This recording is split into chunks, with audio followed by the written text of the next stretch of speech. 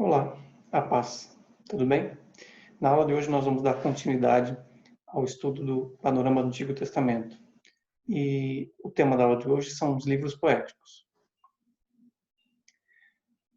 Bom, dando prosseguimento nessas aulas, os livros poéticos são aqueles que sucedem após os livros históricos, os 12 livros que nós estudamos, que iniciam-se com o livro de Josué e finalizam com o livro de 2 Crônicas. Então, os livros poéticos, conforme vai estar no nosso material de apoio aqui na nossa aula, nós vamos estudá-los de forma panorâmica, né? Como diz a nossa aula, de forma superficial, que são os livros de Jó até o livro de Cantares. Vou colocar o material de apoio aqui, compartilhar para a gente poder visualizar durante a nossa aula.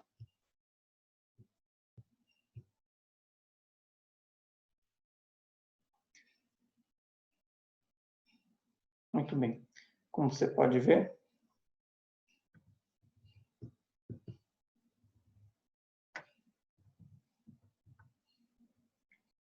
os livros poéticos, que são Jó, Salmos, Provérbios, Eclesiastes e Cantares.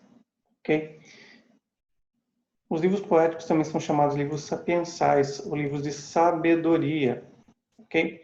A forma que eles estão compilados juntos na nossa Bíblia é um pouco diferente do como está na Bíblia judaica, né? No Antigo Testamento. Melhor dizendo, na Bíblia judaica, a Bíblia dos judeus. Ok? Eles são 5 escritos, 5 livros que foram coletados desde a saída do povo de Israel do Egito, a libertação por Moisés, até o retorno do cativeiro babilônico. Ok? São livros que contêm poesias, orações e pensamentos do povo de Deus.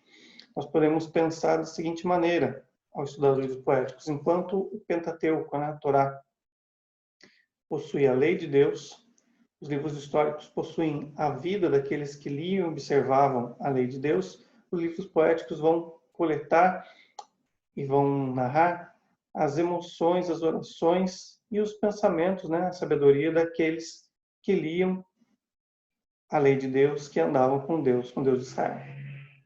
Muito bem.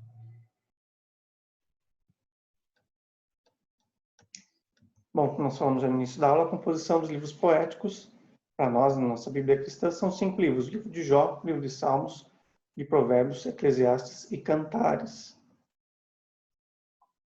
É o nosso mapa de cronologia. Nós podemos perceber aqui, ó, que os livros poéticos, né, são desde o registro, né, o desenrolar do registro, da composição e da compilação, né, desses livros, ocorre desde da saída do povo de Israel lá do Egito, a entrada deles na terra de Canaã, até o retorno da tribo de Judá e as demais tribos que sobreviveram, né, após o cativeiro e exílio na Babilônia. Muito bem. Como havia falado no início da nossa aula, então, a disposição dos livros na Bíblia judaica é um pouco diferente da nossa Bíblia cristã.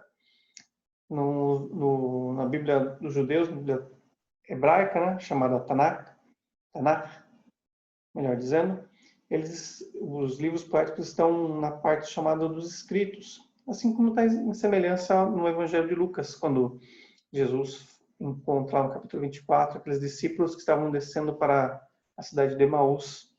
Ele fala da lei, dos escritos e dos profetas. Então, os escritos são essa parte onde estão também o que nós chamamos de livros poéticos, né? Uma parte deles em hebraico é chamado Megilot, melhor dizendo, que são os rolos que contêm uma parte dos livros poéticos. Eles são lidos em determinadas festas especiais do povo judeu, como na festa dos tabernáculos, que ocorre por volta do nosso mês de outubro, comemorando a segunda colheita de Israel, conforme a ordenança de Moisés. Ok, no período que eles habitam em tendas, lembrando a época que eles foram peregrinos antes de possuir a terra de Israel. Muito bem. Vamos dar continuidade aqui. Como eu havia falado antes, seu período de composição, da saída inicia-se por volta, mais ou menos, da saída do povo de Israel do Egito, por volta do ano 1500 a.C., e tem o seu término por volta do ano 400 a.C., né? Após o retorno do cativeiro babilônico, iniciado o retorno por volta do ano 535 a.C., até, no máximo, o ano 400 a.C., por volta da época do período do profeta Malaquias. Muito bem. Então, o primeiro livro que nós vamos abordar é o livro de Jó. O livro de Jó, muito conhecido dentro da cultura popular, conhecido também no meio cristão. Vamos ver aqui uns pontos do livro de Jó. Muito bem. O livro de Jó tem o seu autor desconhecido, não é declarado no livro, porém é atribuído, forma da tradição, principalmente da tradição hebraica, a autoria atribuída a Moisés. No Talmud, né, a compilação da lei e os debates, os discursos sobre a lei, sobre comentários acerca da lei, né, Talmud, essa compilação judaica, ela atribui a autoria do livro de Jó a Moisés. E as demais tradições colocam também como Elias ou Jeremias. Ok? A data onde ocorre a composição desse livro também, né, além da sua compilação, é desconhecida. Porém, alguns traços da história, né, como aquela sociedade pastoril, nômade, apontam para o período da época dos patriarcas. Ok? No local, provavelmente, entre a região da Palestina e o início da Península Arábica, né? Região ao sul, onde hoje em dia é a região da Jordânia, encontrando com a Arábia. Ok?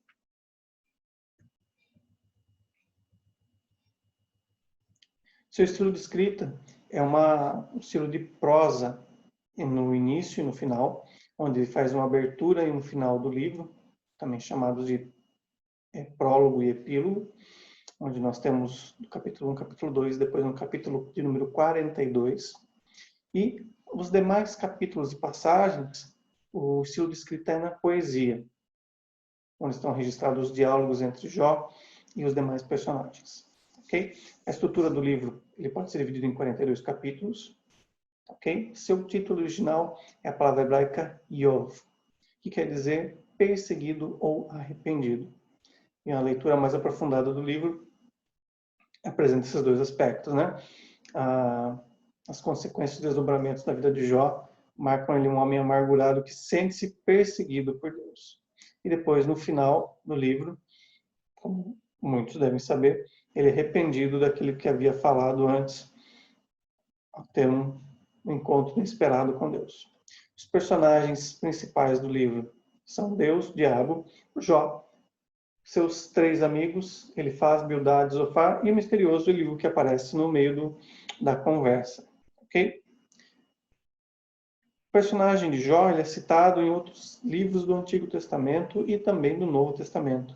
No caso do profeta Daniel e na primeira carta aos Coríntios e Tiago, foi citado de forma direta pelo autor. Okay? O tema central do livro é a questão do sofrimento do justo, porque é uma pessoa que temente a Deus, que anda corretamente, sofre, né? Muito bem. Como eu havia falado no começo, acerca do estilo de escrita, a gente baseia-se nessa mesma linha de pensamento para dividir o livro, a melhor forma de estudo dele. Nós temos a primeira parte dele, que é o prólogo, né? Aquela abertura, onde no capítulo 1 e 2 nós vemos aquela conversa na corte celestial, onde no momento em que os filhos de Deus se apresentam diante de Deus, né, nos céus, o diabo, né, o Rashatan, como diz no hebraico, né, o inimigo, se apresenta também e Deus tem um diálogo com o diabo, no qual ele pergunta se o diabo havia visto Jó, seu filho, um homem que temia ele, que adorava a Deus por tudo que Deus era e não apenas por aquilo que Deus poderia oferecer. Okay?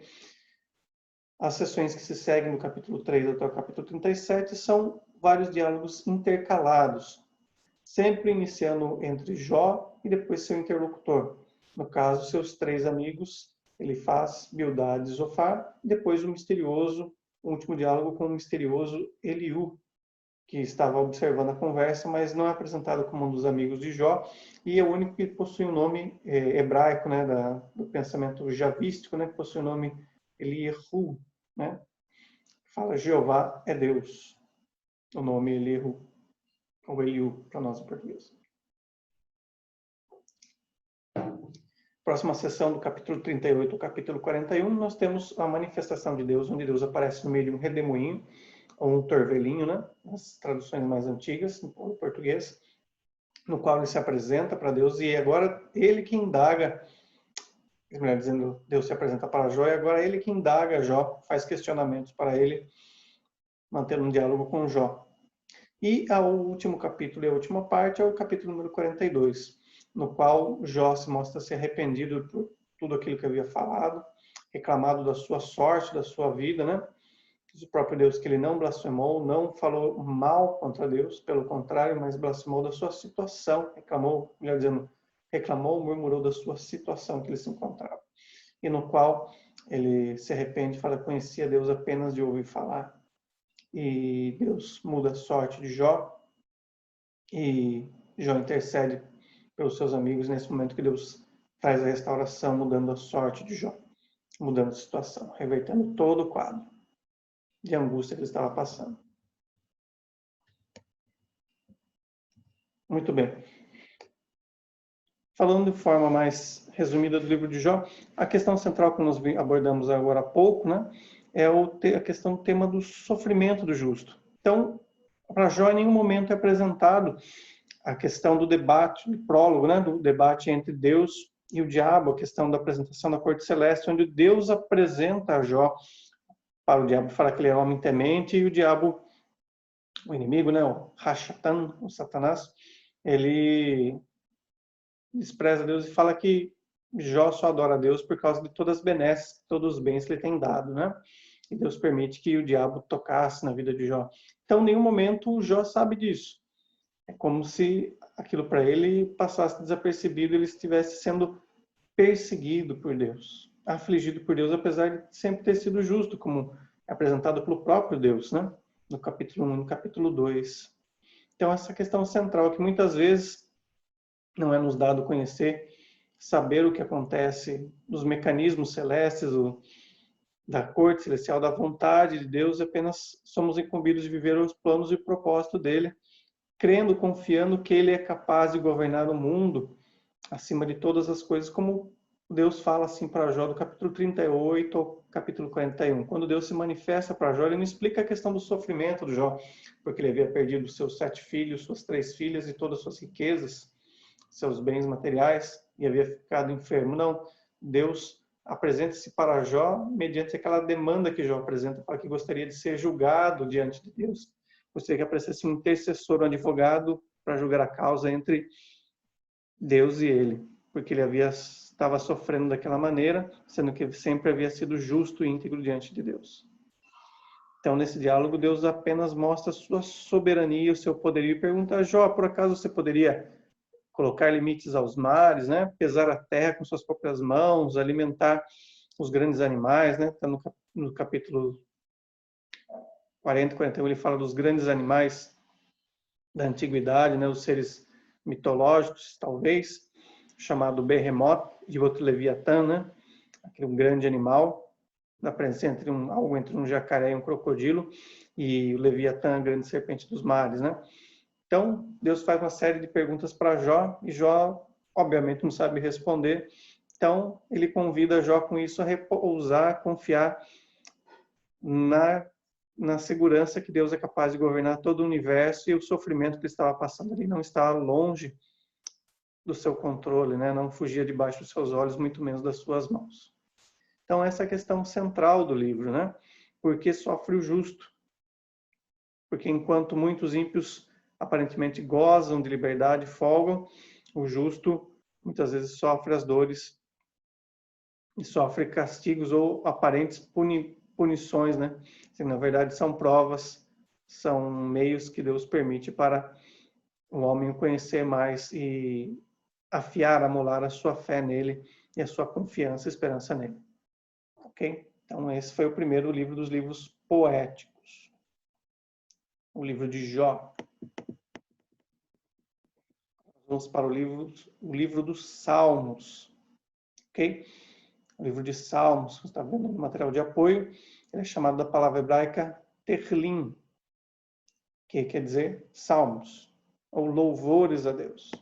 Outro nome que o livro pode receber é Mismor, que quer dizer canções, músicas. Okay? A composição dos livros de Salmos, né? Dos seus Salmos, melhor dizendo, ele também varia conforme a própria composição dos 5 livros poéticos, né? Ele inicia-se mais ou menos por volta do ano 1500 a.C., tendo o primeiro salmo assim sendo atribuído a Moisés, o salmo de número 90, e os últimos salmos compostos por volta do ano 440 a.C. e a compilação do livro, né? A amarração final dele, o juntamento de todos os salmos. Ok? Por volta do ano 440 a.C., no período do retorno de Israel do cativeiro babilônico. Okay? Os autores dos Salmos, no qual foram compilados o livro de Salmos, são os principais. Davi, com cerca de 73 dos Salmos compostos. Asaf, um dos mestres de canto do Templo de Salomão, com 12 Salmos. Os filhos de Corá, descendentes levitas que trabalhavam no templo com a parte da adoração, cerca de 12 salmos. O rei Salomão, com 2 salmos atribuídos a ele. O Moisés, como nós falamos agora de pouco, um salmo atribuído a ele, né? O salmo de número 90. Etã, um dos levitas também, com um salmo atribuído a ele. E outros autores não declarados em outros salmos, como principalmente nos cânticos de romagem ou cânticos de degraus. Estão lá a partir dos salmos de número 110 em diante. Ok? Então, esses são os principais autores que são declarados nos livros de Salmos. É bom salientar também, tem alguns pensadores, alguns estudiosos que colocam esses cânticos dos degraus, né, alguns deles como sendo de autoria de Davi. Talvez coletados posteriormente, né, após os dias do reinado de Davi, mas alguns estudiosos colocam ele como autor.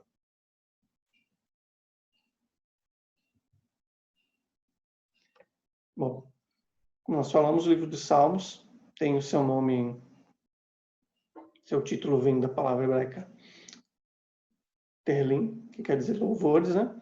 E para nós chegou como o nome de Salmos através da tradução da Bíblia para o grego, né? Na versão chamada Septuaginta, traduzida no 2º século antes de Cristo, no qual o nome em hebraico era Psalmoi, que quer dizer também louvores, canções, que vem da raiz do verbo psalo, que significa tocar instrumentos de cordas, que é a mesma raiz da palavra que vai dar origem à palavra saltério, né? Instrumento de cordas. Muito comum na Antiguidade, naquela região do Oriente Próximo e toda a região do Mediterrâneo, ali, como a Grécia, a Macedônia. Ok? Muito bem. O estilo de escrita do livro de Salmos é a poesia. E nós vemos os autores utilizando uma figura de linguagem, uma figura retórica chamada paralelismo, no qual sempre são comparados duas ideias ou duas figuras, tanto para reforçar um ponto de vista, quanto para fazer a anteposição deles, né? A antítese deles. Ok, nós colocamos 2 exemplos aqui no material de apoio, no caso do Salmo de número 15. Vou fechar aqui. Salmo número 15, versículo 1, fala, olha lá. Quem, Senhor, habitará no teu tabernáculo? Quem há de morar no seu santo monte? Né? Então, no paralelismo, o autor fala a mesma verdade 2 vezes dentro desse versículo para expressar, reforçar a mesma ideia. E outro exemplo é o Salmo número 1, versículo número 6, que diz o seguinte: pois o Senhor conhece o caminho dos justos, mas o caminho dos ímpios perecerá. Então, ele faz esse paralelismo, né? Reforça essa ideia do caminho, só que de um lado o caminho do justo, aquele que teme a Deus, e no outro o caminho do ímpio, né? Fazendo uma anteposição deles, uma antítese, entre os dois, o caminho do ímpio e o caminho do justo.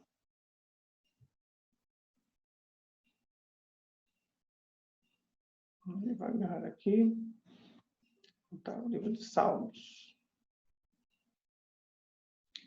Como havia falado anteriormente, sua composição ocorreu depois do cativeiro babilônico. Ok? O livro de Salmos, ele pode ser separado em 5 grandes livros. 5 grandes divisões, melhor dizendo, né?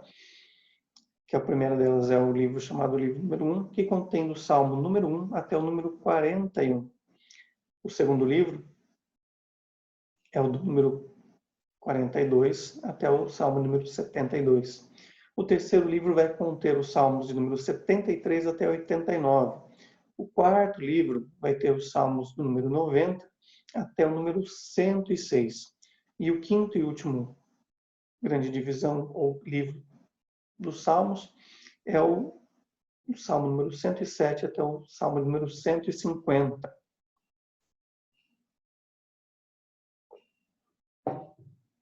E nós podemos perceber, fica nítido quando estudamos o livro de Salmos, que ocorreu essa compilação, essa composição, essa reunião de todos os Salmos num período muito posterior, porque ao final de cada livro nós vemos o compilador, né, quem colocou, juntou todos esses Salmos, sempre coloca no final do versículo uma nota de louvor a Deus, a famosa palavra hebraica, o Hallelujah, né, louvado seja Javé, louvado seja Jeová.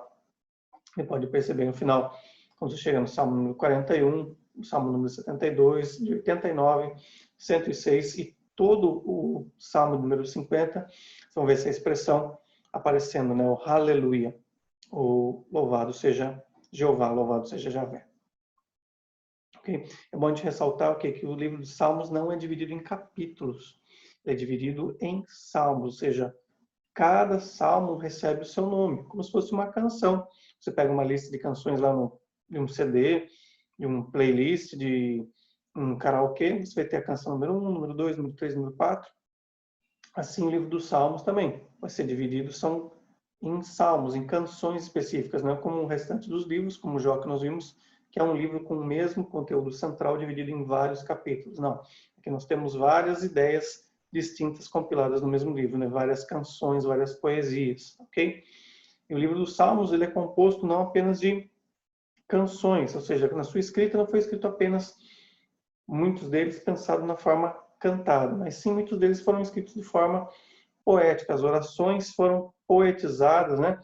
Foi colocado as emoções, como nós falamos no início da aula, aquelas pessoas que andavam com Deus de Israel, que liam a lei do Deus de Israel, que meditavam e viviam sobre ela, né?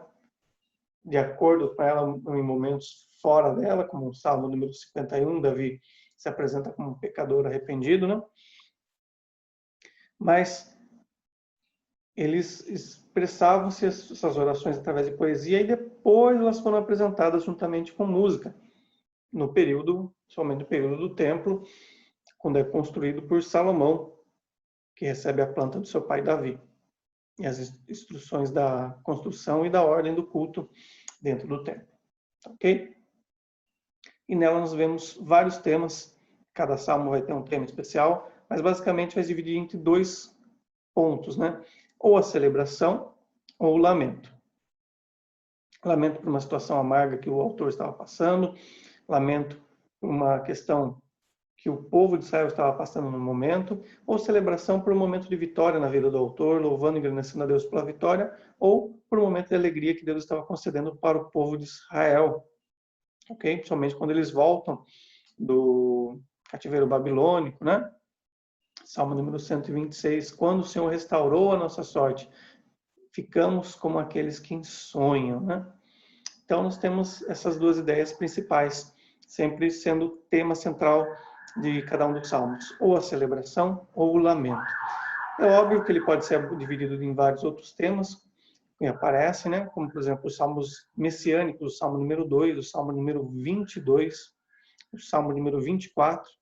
O Salmo número 22, além de apresentar as emoções de Davi, ele apresenta também Davi colocando essas emoções de forma profética, né? Que fala as mesmas passagens e sentimentos e situações que cercaram o nosso Senhor Jesus no momento da crucificação. Quando o rei Davi, o poeta, né, ele escreve falando que touros fortes de Bazã me cercaram, né? Fala, olha, os perversos jogam sortes, né, sobre as minhas roupas, né? O meu lado, a minha costela, né? O meu lado foi perfurado por uma lança. Todos os meus ossos podem ser contados, de maneira semelhante ao que aconteceu com o Senhor Jesus no momento da crucificação. Então, os salmos podem ser divididos em vários temas, melhor dizendo, subtemas, né, dentro desse tema celebração ou lamento, mas pode ser dividido em salmos messiânicos, salmos de ensino, salmos de sabedoria, salmos imprecatórios, quando são lançadas maldições contra aqueles que têm causado o lamento para o autor, né? Davi fala sobre a sorte dos ímpios, fala, tomara que Deus os fira com um golpe no seu queixo e todos eles pereçam, né? Ou o Salmo número 110, que fala que o Senhor vai passando como um guerreiro passa pelo ribeiro, ele vai esmagar a cabeça, o crânio dos inimigos. Então, salmos imprecatórios, salmos de maldição. Ok? Então, esses são o livro, mas melhor dizendo, esse é o livro dos Salmos, com seus 150 salmos, sua divisão entre 5 grandes livros e seus temas principais, que são celebração e lamento, no qual ele apresenta pontos de sabedoria, pontos proféticos e diversos temas de ensino, expressando através de poesia e também de forma direta de música. Muitos deles foram compostos já como forma de música, né? Como salmos de autoria de Davi, ou compostos pela ordem de Davi, pelo pedido do rei, né? Como você pode ver no início de cada salmo, né? na parte alta dele, né? Antes de começar o texto, no chamado epígrafe. Você vê lá, salmo de Ciclano, salmo de Davi, salmo de Etã, salmo de Asaf, de Corá, ou salmo por Davi, baseado em tal tema, um tema dos lírios, Shoshanim, em vários outros temas que vão aparecer descritos na epígrafe no início de cada salmo. Então, esse foi o livro dos Salmos. Muito bem. Nós vamos para o próximo livro poético, que é o livro de Provérbios. Olha lá. Então, o livro de Provérbios.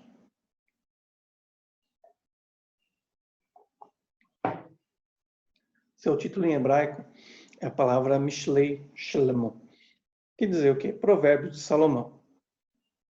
E isso é retirado do capítulo 1, versículo 1 do livro mesmo, né? Que são os chamados Provérbios de Salomão.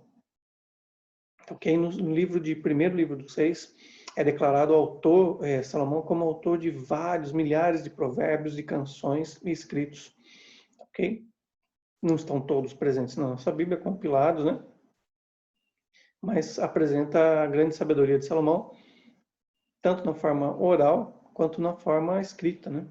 Como deixou esse material para a gente. E parte desse material foi compilado e registrado no Antigo Testamento, nos livros poéticos, ok? O que na Bíblia hebraica é chamada dos escritos, os ketuvim. Então, o livro de Provérbios é uma coletânea de provérbios escritos ou recitados por Salomão, do capítulo 1 até o capítulo 24, ok? E além desses 24 capítulos, nós vamos ter mais 7 capítulos que vão totalizar os 31 capítulos. E do capítulo 25 até o capítulo número 29 são provérbios que foram compilados durante o reinado do rei Ezequias, um dos descendentes de Davi e, obviamente, de Salomão, no trono de Judá, o reino do sul. Como se deve se lembrar, nas nossas aulas dos livros históricos, o período do reino dividido, quando a nação de Israel foi dividida entre as 10 tribos do norte, chamado Israel, ou Reino de Efraim, e as 2 tribos do sul, chamado Reino de Judá. Então, do capítulo 25 ao capítulo 29, são os provérbios compilados por Ezequias, provérbios de Salomão e talvez provérbios do seu período ou de povos próximos ao redor de Israel. Ok? No capítulo 30 e 31, nós temos dois outros autores, respectivamente sendo Agur e Lemuel. Provavelmente, a Bíblia não cita a origem deles, mas provavelmente fossem reis estrangeiros de nações próximas que tinham alianças culturais e comerciais com a nação de Israel. Talvez até mesmo um dos muitos sogros, genros ou parentes do rei Salomão, daqueles seus casamentos miscigenados, né, casamentos mistos com cerca de 700 esposas que ele teve durante sua vida. Muito bem. O livro de Provérbios, o tema central dele é sabedoria, que serve como base para o relacionamento humano, ou seja, da criação de Deus, né, do homem, seu relacionamento com o próprio Criador, com a família, com os amigos, com a sociedade. Porém, não a sabedoria como a inteligência, né, o conhecimento, os muitos livros, os diplomas, as formações, mas sim a sabedoria como o temor a Deus, ou seja, o respeito por Deus, saber que Ele existe, que Ele está de olho em todas as coisas, que Ele está atento sobre tudo, e mesmo apesar de nossas falhas e pecado, Ele nos ama, Ele nos ampara, e Ele tem poder sobre todas as coisas, ou seja, levar Deus a sério, assim, né? Como um filho respeita um pai, então a sabedoria é temer a Deus dessa forma, né? Levar a Deus a sério. Muito bem.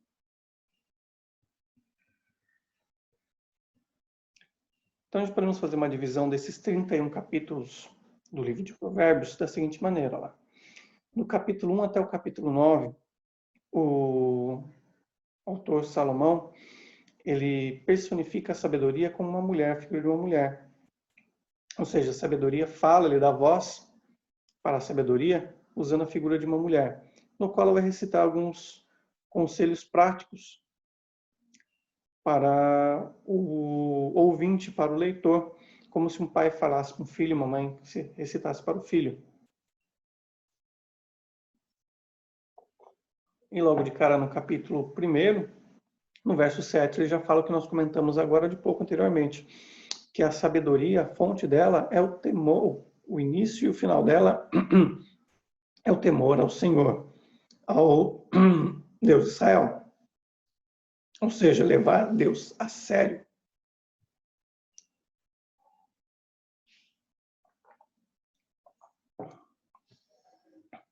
Nos capítulos seguintes, o capítulo 10 até o capítulo 29, é uma coleção de pequenos provérbios, de pequenos axiomas, né, brocardos, que são voltados para aspectos da vida cotidiana e suas diversas relações, como amizade, casamento, negócios, viagens, relacionamento com os vizinhos, ok?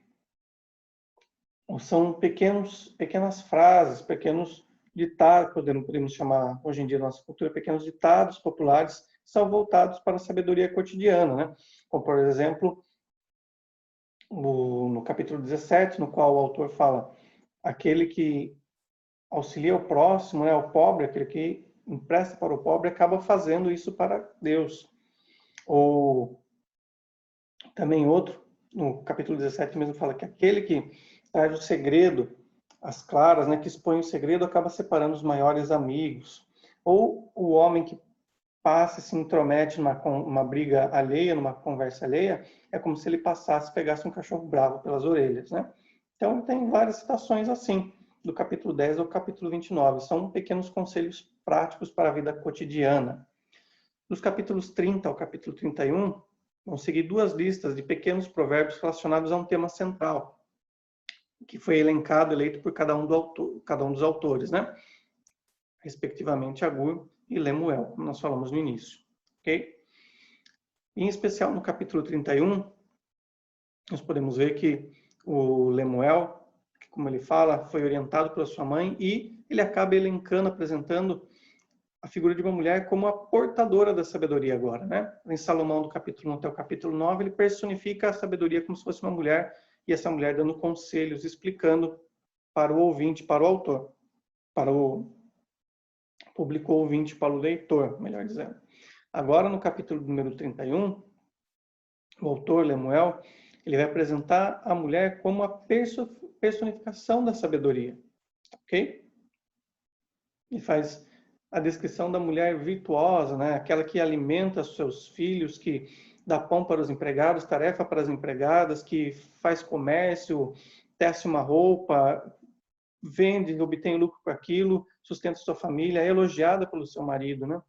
Então, nós temos agora no capítulo 31 a finalização desse ciclo, no qual do capítulo 1 ao 9 a sabedoria é apresentada como uma mulher, e agora, no capítulo 31, a sabedoria é personificada na figura da mulher, da mãe perfeita, da esposa perfeita, conforme o pensamento dos autores, no caso de Lemuel. Ok? Então, esse é o término do livro de Provérbios, a nossa visão panorâmica dele. O próximo livro é o livro de Eclesiastes. Ok?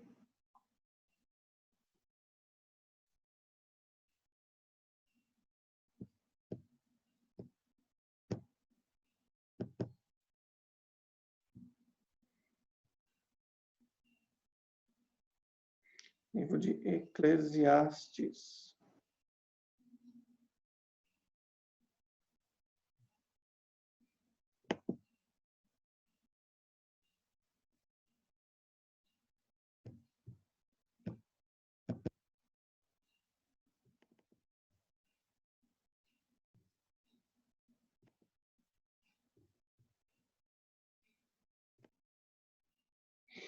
Bom, então, o livro de Eclesiastes. Quarto livro poético, quarto livro sapiensal. Sua autoria é atribuída a Salomão também, apesar de haver um debate acerca da questão, mas como no capítulo 1, versículo 1 é apresentado, né, que fala que o autor ele era filho de Davi e foi rei sobre Israel, então já dá para a gente um norte bem grande, mas alguns estudiosos colocam como se o autor tivesse sido baseado em Salomão, escrito, ou algum dos descendentes de Salomão, filhos ou netos. Ok? Seu título em hebraico é a palavra Kohelet, que significa aquele que reúne para ensino, ou pregador, professor. Ok?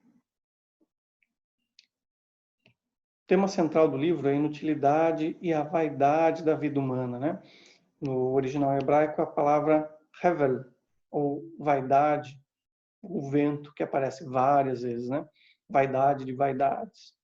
Então, a vaidade da vida humana sobre a Terra e como viver uma vida proveitosa, tendo em mente que o ser humano é temporal, limitado, e a nossa vida como um sopro, né? Então, é a questão do autor. Até muitos estudiosos, alguns deles brincam e falam que o livro do Eclesiastes foi escrito no final da vida de Salomão, após de ter provado tudo, tido tudo, que agora ele vê que realmente não era nada, né? Vamos dar prosseguimento aqui. A estrutura do livro é a seguinte. Pode dividir ele no capítulo 1. A primeira parte é o título, se apresentando. Depois um poema inicial, dos versos 12 até o verso 11.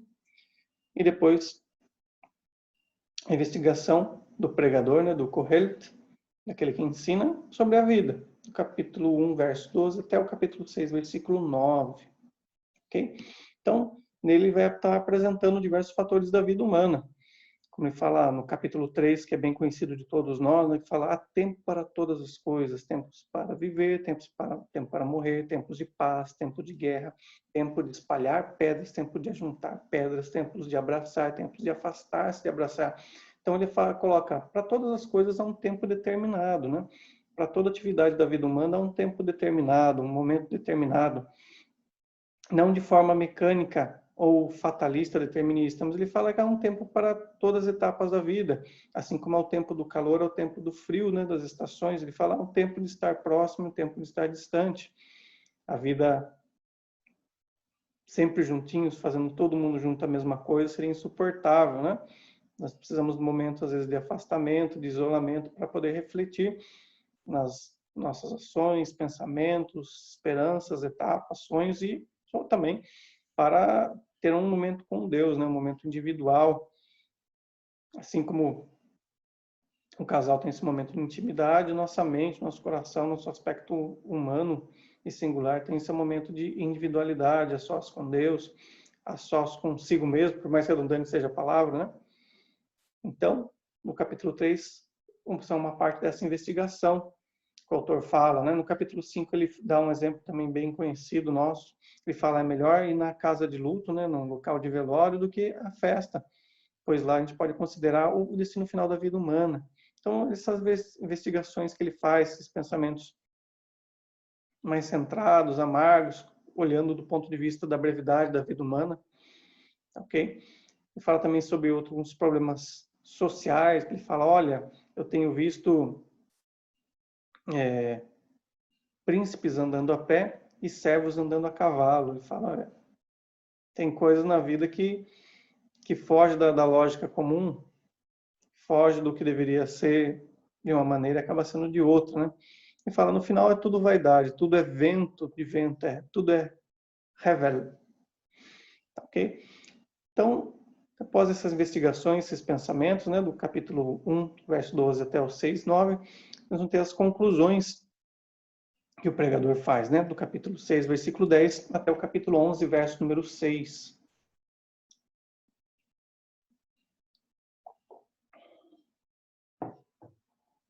Muito bem. E dentro dessas conclusões, a gente pode fazer uma outra subdivisão, tá? Então, ele começa do verso 10 até o capítulo 12, até o versículo 12, fazendo a introdução sobre essas conclusões que ele chegou.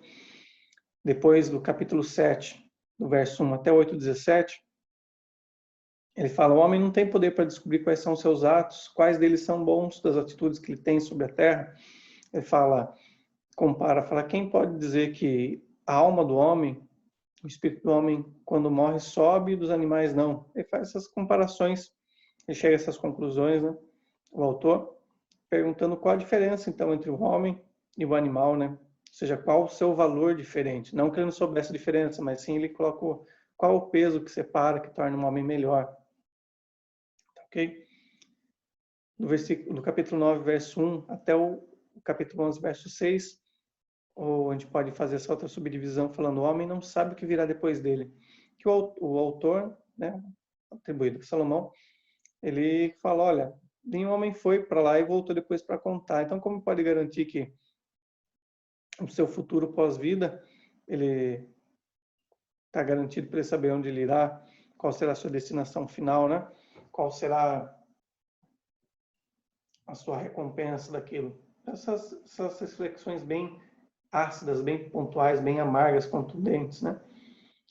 Daí nós temos a última parte dessas investigações do autor, finalizando no capítulo 11, versículo 6.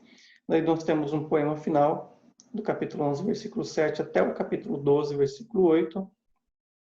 E depois nós temos um epílogo, a conclusão final.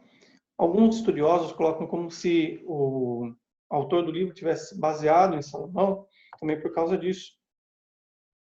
Que é como se ele estivesse vendo de fora e citando aquilo que Salomão havia falado. E depois dado um epílogo, uma conclusão, um ponto final para a amarração do livro. E esse epílogo vai concluir dando a ideia, sobre tudo isso que o pregador, o Kohelet, aquele que reúne para o ensino, falou, sobre todas essas coisas, o que importa é temer a Deus e buscá-lo no dia da sua mocidade, para que quando vierem os tempos maus, né, quando vierem os dias maus, que é citado no poema final, ele fala, quando a velhice chegar e até um gafanhoto for um peso, quando não se ouvir mais o barulho nas ruas, né, faz comparações do corpo humano, fala quando o ouvido não mais ouvir, quando as janelas, os olhos não mais se abrirem, não tiverem força, né, e qualquer grilo, qualquer gafanhoto for um peso excessivo, você se encontrará com Deus. Então, é melhor temer a Deus no dia da sua mocidade, se regozijar nele, para quando chegar os dias maus, você ter motivo de se alegrar.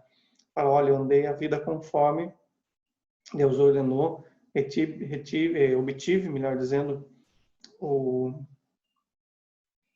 galardão acerca disso aqui na terra, e numa vida posterior, uma vida além, Se for tudo isso mesmo, serei recompensado por esse Deus. Então, é um livro bem cabeça, bem reflexivo, bem amargo em alguns pontos, né? Bem ácido, mas é muito bacana para nos trazer essa sabedoria, essa reflexão sobre a vida humana, né? Sobre, como o próprio Paulo vai falar mais lá para frente, na carta aos Coríntios, ele fala: ninguém considere-se, pense acerca de si mesmo além do que é, né? Pensar que é muito especial, que é muito valioso. Diz um ditado popular, é a última bolachinha do pacote, né? Não, que nós somos vaidade, ventos e ventos. E a melhor coisa que podemos fazer é temer a Deus, buscá-lo desde os nossos dias da mocidade, para quando chegar o final da vida, nós temos motivo de nos alegrar e a esperança que nós temos nele, numa vida além, ser reforçado, né? Então, esse é o penúltimo livro dos livros poéticos. E o próximo e último livro dos livros poéticos é o livro de Cantares, ou Cântico dos Cânticos. Ok? Seu título original é a palavra hebraica Shir HaShirim, que quer dizer Cântico dos Cânticos, ok? Ou Canções das Canções. Outro livro também que, apesar da sua autoria não ser explícita, explicitada dentro do livro, nem fora, ela é atribuída a Salomão. Okay? Muitos estudiosos veem na figura da personagem da Sulamita como uma versão feminina do nome Salomão. Né? Seu nome em hebraico é Shlomo, quer dizer paz. Então, e a Shulamita como a versão feminina do nome Salomão. E daí também para reforçar a ideia de Salomão como autor, como o autor do livro. Okay? O tema principal do livro é o amor das duas personagens principais, o noivo e a noiva, e as circunstâncias e problemas do relacionamento que podem impedir esse amor dos dois. Okay? É mais ou menos como a literatura romântica que surge bem mais para frente na história, né? Que a literatura que nós demos, que recebeu o título de romance, no qual nós temos a questão dos dois personagens que têm um amor e surgem eventos que tentam separá-los os dois. E eles acabam se unindo no final, seja de uma forma leve e descontraída ou de uma forma trágica, né? Como um exemplo clássico da literatura moderna, né? É o a adaptação e tradução da história de Romeu e Julieta pelo famoso escritor inglês William Shakespeare. Então, um exemplo do romance, né? Uma literatura romântica. Então, o tema do livro de Cantares é o amor dessas duas personagens, o noivo e a noiva. Ok? O cenário desse amor é toda a vida agropastoril que tem Israel daqueles dias de Salomão, né? Por volta do ano 900, 890 a.C. Ok? Então, o noivo e a noiva têm a paixão por ela. O noivo é personificado como uma figura de Salomão, né? Ele é um rei, ele tem poder, ele tem dinheiro, tem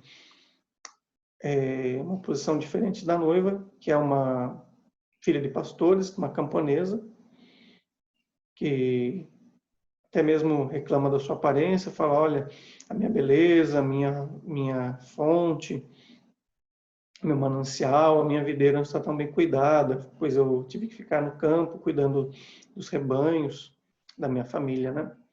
Então, é apresentado dessa forma o romance e o amor do noivo pela noiva, né? E vice-versa. Esse é o contexto, pano de fundo. O estilo de escrita é forma de várias canções executadas pelas duas personagens e muitas dessas canções é replicada ou respondida por corais que acompanham os personagens, como, por exemplo, as donzelas de Jerusalém que acompanham a noiva ou respondem a alguns questionamentos da noiva nessas canções, né? E os jovens de Jerusalém que acompanham o noivo. O objetivo do livro e o porquê da sua participação na composição do Antigo Testamento, ele traz um questionamento que intriga muitos estudiosos, né? Pois, como nós falamos no início, ele é um livro apresenta um romance, ok? E também um romance erótico, que apresenta a relação sexual entre o noivo e a noiva, tá? O amor deles explorando o corpo um do outro, na noite de núpcias, tá? Mas Essa fica essa interrogação na cabeça de alguns estudiosos, né? Mas era algo comum na cultura hebraica daqueles dias, na cultura do mundo oriental. Foram encontradas na antiga Babilônia, na antiga Síria, vários cantares, né? Várias composições de amor romântico erótico no estilo de canção, parecido com o de cantares, que era algo comum da cultura daquele dia, né? Mais tarde, alguns começaram a enxergar estudiosos como representação do amor de Deus para com a nação de Israel, alguns estudiosos hebraicos, né? Depois do retorno do cativeiro babilônico. E depois, com o surgimento da igreja, depois dos pais da igreja primitiva, né?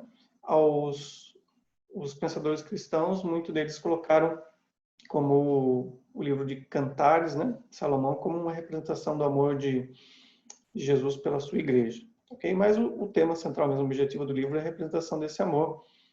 Esse conto, melhor dizendo, essa poesia romântico-erótica, que pode representar, assim, o amor de Deus pelo seu povo, mas o tema explícito e principal é a relação entre o noivo e a noiva. Okay? O amor criado por Deus e a relação sexual também. Então, tentaram colocar um aspecto de sobrenaturalidade onde não existe, né? Como falei agora de pouco, que nós temos um material de apoio, que depois do advento de Jesus, início da igreja, os estudiosos colocaram também como uma representação do amor de Cristo para com a sua igreja, conforme aquela imagem que Paulo nos dá na carta aos Efésios, em Efésios 5:22, por exemplo. A estrutura do livro nós podemos dividir ele da seguinte forma. Olha lá, expressões mútuas de interesse e amor, do capítulo 1 até o capítulo 2, versículo 27, onde o noivo declara seu amor para a noiva e a noiva para ele. Segunda parte, o encontro do casal no campo, do capítulo 2, versículo 8 até o capítulo 3, versículo 5, né? No qual eles se encontram no campo, se perdem um do outro, né? Se distanciam e depois vão se reencontrar novamente. Então nós temos depois a terceira parte, a procissão nupcial e a cerimônia, no capítulo 3, versículo 6 até o capítulo 5, versículo 1. Ok? No qual eles vão declarar o amor de um pelo outro, e vai ter a parte erótica, no qual eles vão explorar o corpo um do outro após o casamento. A quarta parte do livro, o anelo da noiva por seu noivo, no desejo que eles têm. Eles se casam, têm a relação, né, dentro dessa poesia, e depois acabam se afastando por causa das coisas do dia a dia, né? Os problemas vão afastando eles. Um dos exemplos, né, é a poetização dos problemas, no qual a noiva fala: peço que você apanhe as raposas, as raposinhas que comem as nossas vinhas, ou seja, nossas videiras que estão em flor. Ou seja, que peço para o noivo que ele tire os problemas do dia a dia que estão apagando o nosso amor, nosso relacionamento, né? A quinta parte, nós podemos dividir o livro, é o noivo assegurando o seu amor para a noiva, do capítulo 7 até o capítulo 8, versículo 4. Ok? No qual vamos repetir novamente, através da canção, da poesia, o amor, a fidelidade de um para com o outro. E a sexta e última parte, que nós podemos dividir o livro de Cantares, são as afirmações finais de amor de um para com o outro. Então, se encontra lá do capítulo 8, versículo 5 até o versículo 14, né? No qual eles vão reforçar a ideia do amor entre o casal, esse relacionamento romântico-erótico, no qual eles falam que o amor é muito forte, é mais forte mesmo do que a própria morte, que nem mesmo as muitas águas poderiam apagar esse amor. Ok? Então, finalizam o livro de Cantares com essas afirmações finais de amor entre eles, e também falando acerca de uma figura simbólica, a noiva falando: oh, nós temos uma irmã nova ainda, né, que não desenvolveu o seu corpo ainda. Fala qual será o futuro dela, como se dará, será que ela terá um partido, um noivo semelhante, tal. Então, finaliza assim o livro de Cantares, e com isso nós finalizamos os livros poéticos, ok? Eu aguardo vocês na próxima aula, que vai ser a última parte do Antigo Testamento, que são os livros proféticos. Muito obrigado, utilize o material de apoio e bons estudos. Deus abençoe vocês.